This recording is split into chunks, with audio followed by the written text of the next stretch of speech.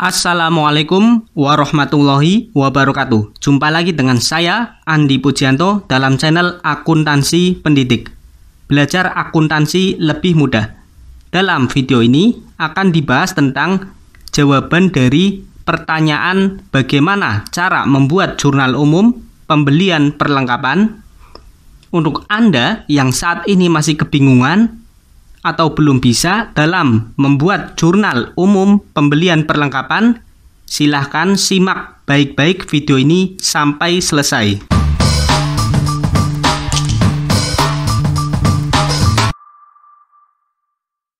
Pembelian perlengkapan bisa dilakukan dengan 3 cara. Yang pertama dilakukan secara tunai, yang kedua dilakukan secara kredit, dan yang ketiga dilakukan secara tunai dan kredit. Bagaimana cara membuat jurnal umum untuk masing-masing pembelian perlengkapan, baik itu secara tunai, secara kredit, atau penggabungan dari tunai dan kredit? Agar lebih jelas dalam pembahasan ini, kita akan ilustrasikan 3 buah soal. Soal yang pertama di sini adalah pembelian perlengkapan secara tunai. Soal yang kedua, pembelian perlengkapan secara kredit. Dan soal yang ketiga, pembelian perlengkapan secara tunai dan kredit. Kita mulai dari soal nomor 1. Pada tanggal 1 Agustus, Bengkel Zafran membeli perlengkapan untuk operasional bengkelnya senilai Rp1.000.000 secara tunai. Nah, dalam membuat jurnal umum, kita harus mengetahui apa saja akun yang terlibat dalam transaksi. Kemudian kita analisis apakah terjadi penambahan atau pengurangan terhadap akun tersebut.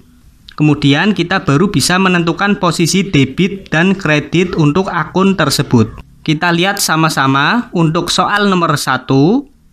Dibeli perlengkapan bengkel. Berarti akun yang terlibat di sini yaitu akun perlengkapan. Kemudian pembeliannya dilakukan secara tunai. Jadi di sini melibatkan akun kas karena pembeliannya dilakukan secara tunai.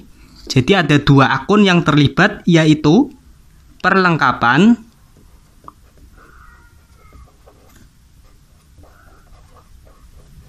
yang kedua akun kas. Lalu kita analisis apakah saldo akun perlengkapan ini bertambah ataukah berkurang. Lalu apakah saldo kas ini bertambah ataukah berkurang. Kita pahami bersama bahwa anggaplah kita adalah pemilik bengkel Zafran. Kita baru saja membeli perlengkapan. Ini berarti terjadi penambahan perlengkapan, penambahan saldo perlengkapan. Kemudian pembeliannya dilakukan secara tunai. Ini berarti bahwa terjadi pengurangan kas karena kas telah digunakan untuk membeli perlengkapan. Jadi kita tulis di sini perlengkapannya bertambah sedangkan kasnya berkurang. Nah, setelah kita menganalisis adanya penambahan perlengkapan dan adanya pengurangan kas, maka kita bisa menentukan posisi debit dan kredit untuk akun perlengkapan dan akun kas. Perlengkapan dan kas adalah jenis dari harta. Jadi kita ingat kembali, ketika harta bertambah, maka posisinya harus di debit. Sedangkan ketika harta berkurang, maka posisinya harus di kredit. Jadi kita terapkan di sini perlengkapan bertambah atau harta bertambah berarti posisinya di debit. Yang kedua, kas berkurang atau harta berkurang. Jadi posisi kas ada di posisi kredit. Bertambah berapa, berkurang berapa? Kita lihat dalam soal, yaitu bertambah Rp1.000.000 untuk akun perlengkapan dan berkurang Rp1.000.000 untuk akun kas. Nah, selanjutnya kita bisa membuat jurnal umum untuk soal nomor 1. Jadi, jurnal umum yang dibuat untuk soal nomor 1 yaitu tanggal 1 Agustus, nama akun, perlengkapan,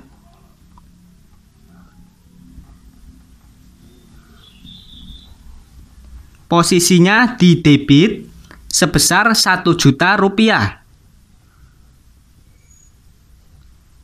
Kemudian akun yang kedua yaitu akun kas.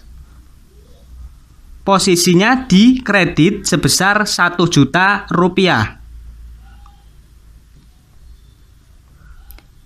Sedangkan kolom referensi di sini kita kosongkan karena jurnal umum ini belum dipindahkan ke buku besar atau jurnal umum ini belum kita posting ke dalam buku besar. Sehingga kita kosongkan saja kolom referensinya. Untuk soal nomor 1 sudah kita kerjakan, yaitu pembuatan jurnal umum untuk pembelian perlengkapan secara tunai. Sekarang kita kerjakan soal nomor 2. Kita lihat bersama soalnya.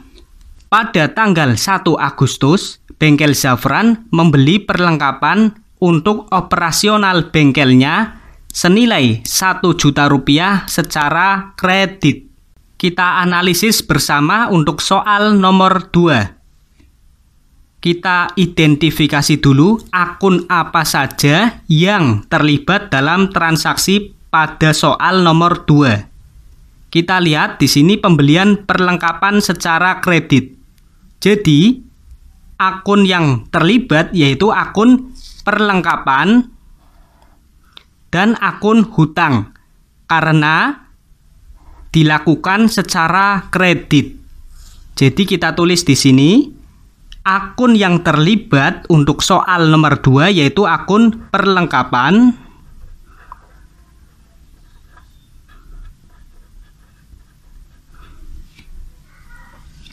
dan akun utang.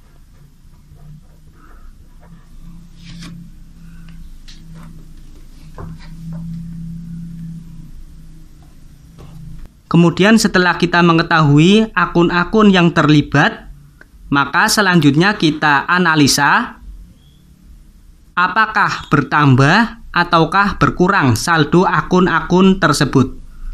Kita lihat untuk soal nomor 2, di sini pembelian perlengkapan, berarti perlengkapannya bertambah. Kita tulis perlengkapan bertambah.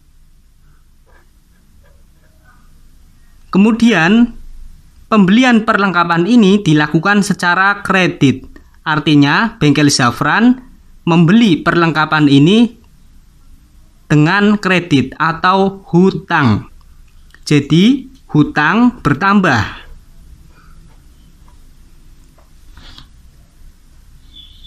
Setelah kita mengetahui akun perlengkapan bertambah dan akun utang bertambah, maka kita bisa menentukan posisi untuk akun perlengkapan dan akun hutang. Kita ingat kembali, ketika harta bertambah, maka posisinya di debit. Dan ketika hutang bertambah, maka posisinya di kredit. Jadi di sini akun perlengkapan ada di posisi debit dan akun hutang ada di posisi kredit. Sekarang kita bisa membuat jurnal umum untuk pembelian perlengkapan secara kredit. Kita tulis di sini tanggal 1, nama akun perlengkapan.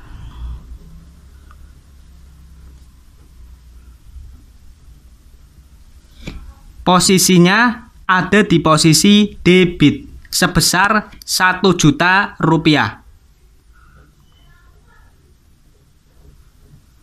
Kemudian akun hutang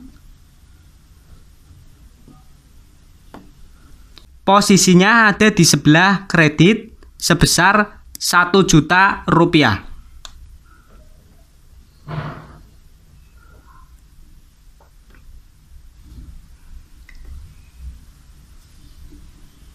Untuk soal nomor 2 sudah kita kerjakan. Selanjutnya mari kita kerjakan soal nomor 3. Kita lihat bersama untuk soal nomor 3.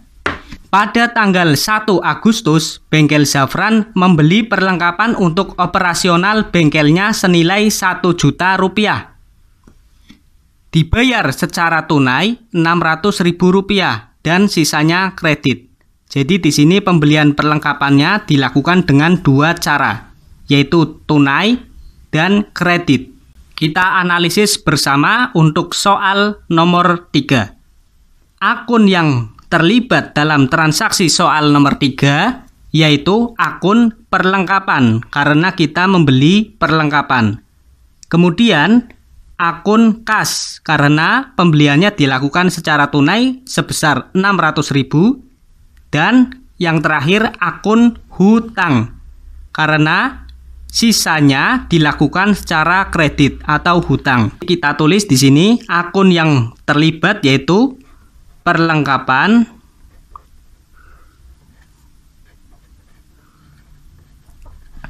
kemudian akun kas, dan yang terakhir akun hutang. Akun perlengkapan mengalami penambahan karena baru saja dibeli. Akun kas mengalami pengurangan karena baru saja digunakan untuk membeli perlengkapan. Berkurang berapa? Berkurang 600.000 rupiah. Kemudian akun hutang mengalami penambahan karena sebagian perlengkapan dibeli secara kredit. Bertambah berapa hutangnya? Yaitu bertambah 400.000 rupiah, yaitu sisa dari pembelian yang dilakukan secara tunai.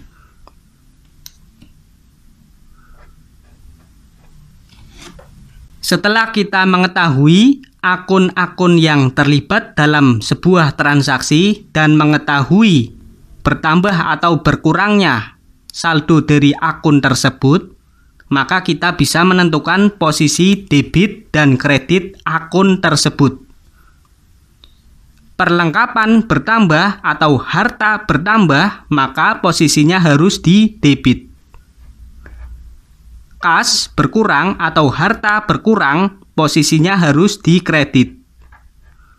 Kemudian hutang bertambah, maka posisinya harus di kredit. Sekarang kita bisa membuat jurnal umum untuk soal nomor 3. Kolom tanggal kita isi tanggal 1, kemudian kolom nama akun kita isi akun perlengkapan.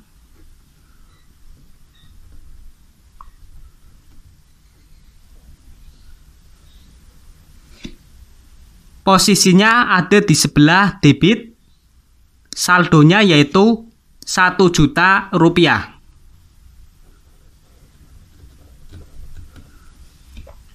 Kemudian akun kas, posisinya ada di sebelah kredit, yaitu sebesar 600.000 rupiah.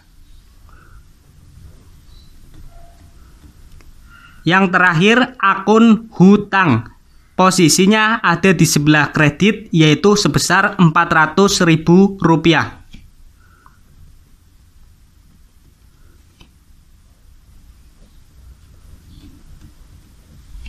Nah teman-teman, sekarang kita sudah membuat jurnal umum pembelian perlengkapan, baik itu secara tunai, secara kredit maupun penggabungan dari tunai dan kredit. Semoga setelah menyimak penjelasan dalam video ini, sekarang Anda dapat membuat jurnal umum khususnya untuk pembelian perlengkapan secara tunai, kredit, atau penggabungan keduanya. Salam sukses akuntansi pendidik.